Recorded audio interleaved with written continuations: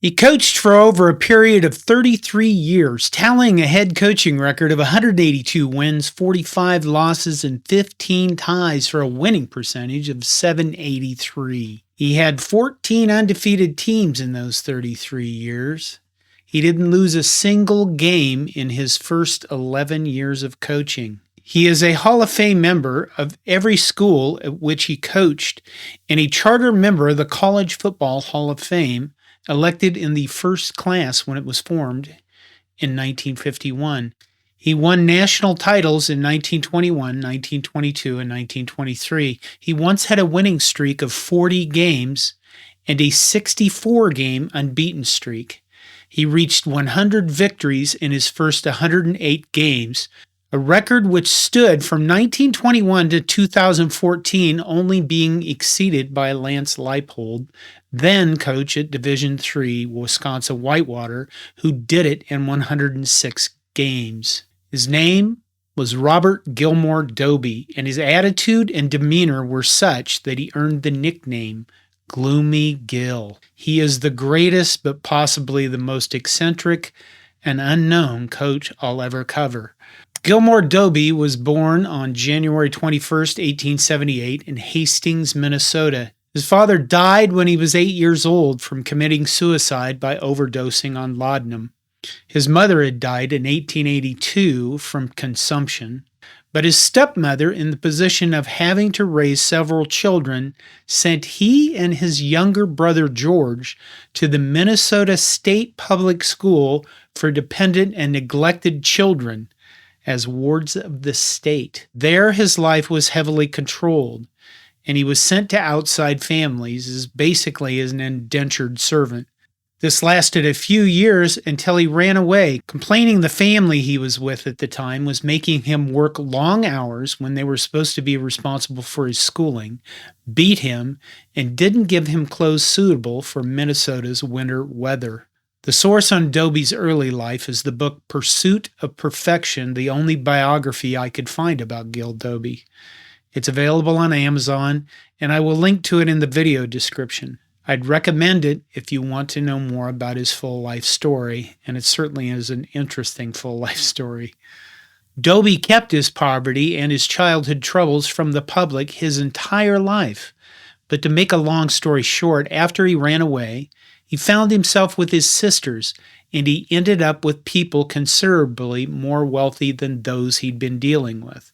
His life stabilized somewhat, and he enrolled at Hastings High School, where he played halfback and end, his first introduction to football. Because of his background with the orphanage, he didn't graduate until he was 21. Then he enrolled at the University of Minnesota.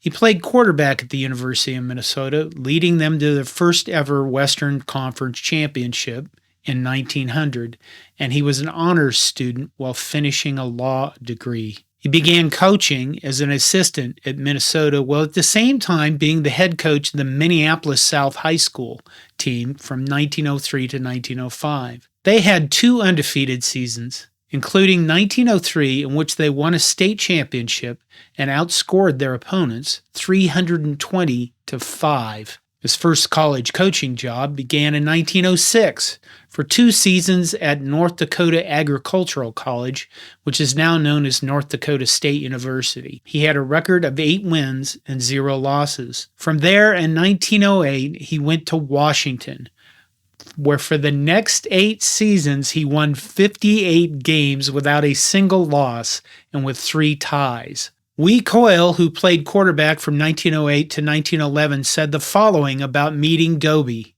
"There were no smiles, no handshakes, no slaps on the back, nothing but a pair of black eyes coldly peering out of a dark face." Many of the players thought about leaving. This tall glob of gloom couldn't tell us what to do, but when it came time to depart, something besides the love of our homes, our sweethearts, and our friends kept us on the right track. It was the spell of Gil Dobie. It's at Washington Dobie is branded as Gloomy Gil, a moniker that stays with him the rest of his life. And it's not hard to understand the moniker when you hear the quotes and actions attributed to him. He told one Washington team, "You are the dumbest, clumsiest, rankest collection of so-called football excuses I've ever seen." He told lineman Pete Tetmeyer, the town and campus hero, "You yellow-haired bum, you've got a yellow streak up your back as yellow as your dirty yellow hair." And Dobie told Wee Coyle, "Coyle, you're a rotten quarterback, and if I didn't have so many cripples, you'd be sitting on the bench. You've played your last 2 games like a man devoid of brains." From Pursuit of Perfection, Coyle mentions a halftime speech stating, "Dobie packed us into one corner of the gym and started giving us the works. You would have thought that the worst crime in the world was committed and that all was lost. He told us we were the worst bunch of fumblers he had ever seen. We all needed baskets. We should all go to an old woman's home. We were a hopeless bunch of misfits. And if we won any games at all, it would just be luck." Dobie would later say that the 1909 team with Coyle at quarterback was his greatest team of his life. Ralph Westover, a fullback on the 1908 team, was told by Dobie, "Get out of here, you poor numbskull. Go turn in your suit and never show yourself again." So Westover leaves, but returns determined to prove himself, which he does and becomes a dependable player because of it. You might get the idea that the word numbskull here was the word that they could print in the press and in the media, but that maybe he was using much worse words than that. Now we get insight to Dobie's football strategy from Pursuit of Perfection. An entire afternoon practice session could be made up of Dobie lining up each player in his position and walking through 2 or 3 plays for hours on end. Game strategy was to wear down the opposition, not with any aim to pick up large chunks of yardage, but to methodically eke out steady and consistent shorter gains. In this era of 11 men playing offense, defense, and special teams, Dobie masterfully executed a game plan where the other team spent far more time in the early going on defense than offense. With defense being much more wearing on the player than offense, the opposition was quicker to tire or to be forced in bringing in less skilled players as the game wore on. His strategy also included singling out the other team's stars and keying on them with directed plays to diminish their effectiveness and wear those players down. As their greatest players were getting heavy in the legs and frustrated, the psychological balance of play shifted to Washington. Dobie went 58-0-3 over 8 seasons in Washington, and he was still fired. Now, he was fired because one of his players, Bill Grimm, had been caught cheating on a history test, and the student committee recommended Grimm be suspended from school for 1 year.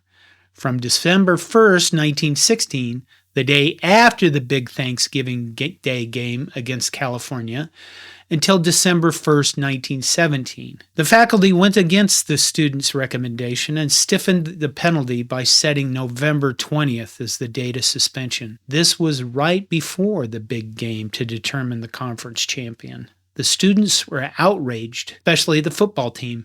Grimm was an important part of the team's success. The team went on strike, but ultimately they decided to play against Cal. Still, they issued a statement against the faculty action. From the Spokesman Review, November 23, 1916, Captain Lewis Seagraves is quoted as saying, "Grimm should be disciplined in some other day if he is to be disciplined. Our action is not a defense of Grimm. It is a protest against taking ruinous action against the team for something for which the team is not responsible. The matter of the supposed irregularity is something that does not affect the conference in the slightest degree, has no right to affect the team and its chances for winning another championship after the sacrifices that have been made and the obstacles that have been overcome." Dobie supports the players, stating, "I've stood back of the faculty for 8 years, but in this instance I am back of the men thoroughly. These men have worked too hard to have one man's indiscretion beat them out of a championship that is so rightfully theirs. Washington goes on to beat Cal 14-7, winning the Pacific Coast Conference Championship. But Dobie is fired by Washington University president Henry Suzzallo, with Suzzallo stating, "The chief function of the university is to train character. Mr. Dobie failed to perform his full share of this service on the football field. Therefore, we do not wish him to return." Washington students rallied around Dobie, with 1/4 of the student body showing up in front of his house to show support. It did no good, and Dobie was off to Navy. Now, there is evidence that Suzzallo was tired of playing second fiddle to Dobie, but it's quickly forgotten as in April of 1917, the United States enters World War I by declaring war on Germany. You kind of get the idea why that might have a bigger presence in everyone's lives. Dobie coached at Navy for 3 seasons, going 18-3, resurrecting their football program. He was offered another 3-year contract, but quit suddenly, stating there were too many admirals trying to run football at Navy when they should be at sea. After that, it was off to Cornell, where he won 3 national titles. He coached at Cornell for 16 years, compiling an 82, 36-7 record, with many of his losses coming in his last 3 years. Before he had arrived in 1920, Cornell had not had a winning football season since 1916. In 1920, they had a 6-2 record, and then they go on to be undefeated for the next 3 years. In his final 4 years, he went an abysmal 11-16-2, and in his final year at Cornell, his team was a lowly 0-6-1. Some of this can be attributed to the game changing.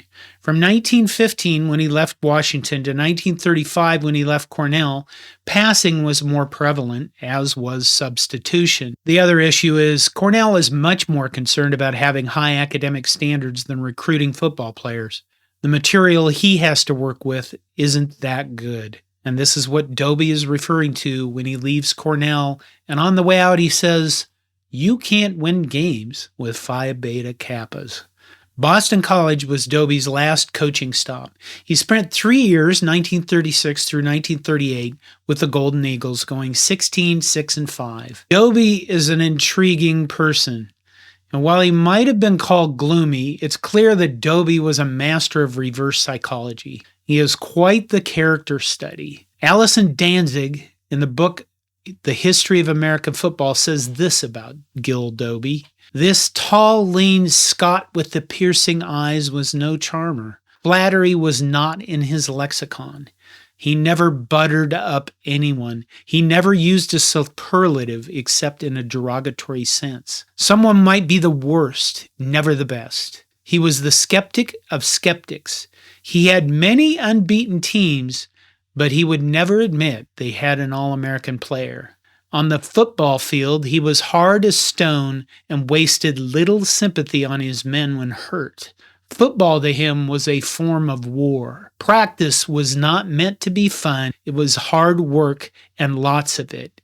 And yet Gil Dobie was phenomenally successful until the late years of his coaching life. And most of those who played on his teams were loyal to him and came back when they could to spend an evening with him.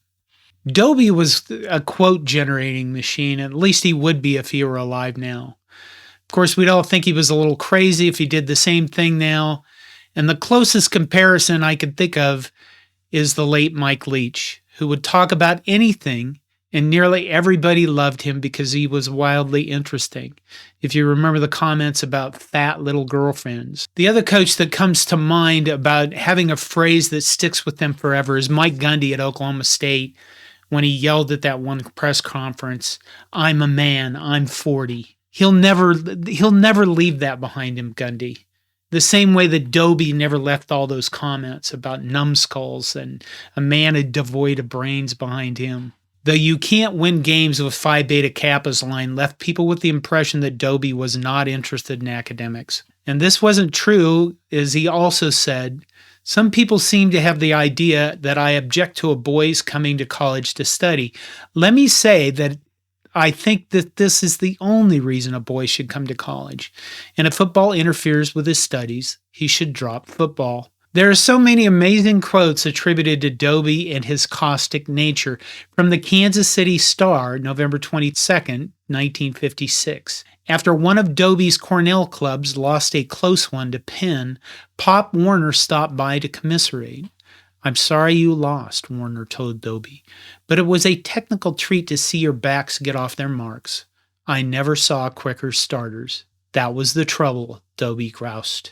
"They got to the tacklers too soon." One friend met Dobie on a delightful spring morning and tried to elicit an admission that it was a nice day. "So far," Dobie grunted. He's got to be the ultimate troll before we ever realized what internet trolls were. And it's interesting to see how Dobie was portrayed in the media with the gloomy Gill pessimism pervading so many stories about him. One article I read stated he was a lonely man. From The Loser Who Won, published in the fall of 1987 in Columbia, the magazine of Northwest history, writer Robert S. Welch says of Dobie, "But for all his ability to coach winning football teams, Dobie was a lonely man who, because of his own pessimism, was always facing third and long against the world. He couldn't see beyond the scoreboard, couldn't see that life was wider than a football field, couldn't see that compromise doesn't necessarily mean defeat." I found this article off base because Dobie had married. His wife Eva had died at the age of 40 in 1927 of stomach cancer, and he never remarried. He had 2 daughters, Jane and Louise, and a son, Gilmour Dobie Jr. The idea that he was some kind of loner and some kind of caustic person that nobody wanted to be around is false based upon the comments of his players. Cornell Alumni Magazine in 1923 said this about Dobie: "His players swear by him, not at him. And it may be interpolated here that he does not swear at his players. When they come back, as George Leckler, former fullback, came back for the Williams game, they go to see Dobie gratefully as disciples return to a teacher who gave them helpful lessons in character building and an ability to understand their fellow man. They are unanimous in their praise of his fairness and sense of justice. And though their mentor has a caustic speech, there is no one whose favorable opinion they would rather have. Therefore they play the game not alone for the love of alma mater, but for the gold of his approval, which is not carelessly bestowed." The caustic loner guy is a common trope we play because it's a simple way to look at complex human beings, especially those that are difficult to understand. Once again, from the history of football, Allison Danzig does an excellent summation of Gill Dobie. One of the legendary figures of football, ranking in the top flight of the coaches with Warner, Stagg, Zupke, Rockne, Yost, Houghton, and Dr. Williams, Dobie was no inventive genius, but neither was Rockne. Neither of them contributed much in the way of innovations and patterns of plays and formations, but they knew how to develop winning football teams, as did few others, and they will be remembered for their personalities long after other winning coaches have faded into obscurity. Dobie had none of Rockne's dynamic magnetism. He was no spellbinding after-dinner speaker who could regale a gathering with an endless store of good stories, wit, withering scorn, biting sarcasm. He was a born leader at best in a crowd. Dobie did not attract crowds. He did not amuse people except when he sat down with a few friends in the evening, with a glass in his hand and with malice for the foe of the afternoon forgotten. Gill Dobie died in his sleep on December 23, 1948 at the age of 70. He was buried next to his wife, Eva. I'd be interested in whether you've heard of Gill Dobie. Please let me know of the comments. It's interesting that Danzig says that he would never fade into obscurity, and I think yet he has. And many of those other coaches, some of them are known. I doubt a lot of you know the name of Robert Zupke or Dr. Williams from Minnesota, and I'd be interested in whether or not you've ever heard of Gill Dobie. Please let me know in the comments. He's one of the more interesting college football coaches you probably haven't heard of. Now, there are more college football stories to tell, and I plan on doing so on this channel. I hope you like them, and I hope you've subscribed and stay tuned for more. Please share them with your friends who might be interested in either college football or history so that this channel can grow. This is John Johnston with Hardcore College Football History. Thank you.